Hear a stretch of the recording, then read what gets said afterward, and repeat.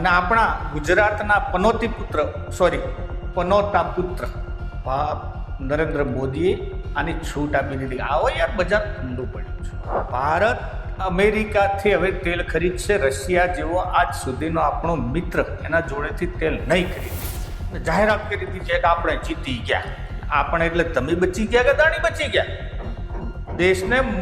દેશ મરી ગયો કે દેશને મરવો હોય તો મરે. ના, ખેડૂતોનું શું થશે? અહીંનો ખેડૂત માંડ જીવે છે યાર. એને એનો પોષણક્ષમ ભાવ મળતો નથી. તમે અમેરિકાથી પ્રોડક્ટ લાવવાની વાત કરો છો. મોટા બણગા ફૂંકી દઈશું. હમ તમારે રક્ષા કે લીએ હે, ફલાણો હે, ઢેકણો હે.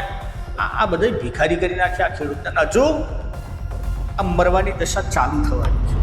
આમ નરેન્દ્ર મોદી સાચું કહેતા હતા કે હું ખેડૂતોની આવક ડબલ કરી નાખીશ, પણ તમને એવું નતા કહેતા કે તમારી કરી નાખીશ. ના, એમને તો આ ડીલથી અમેરિકાને ખેડૂતોની આવક ડબલ કરી દીધી. એમનો માલ અહીંયા વેચશે, તમે તમારા મંજીરા વગાડો બેઠા.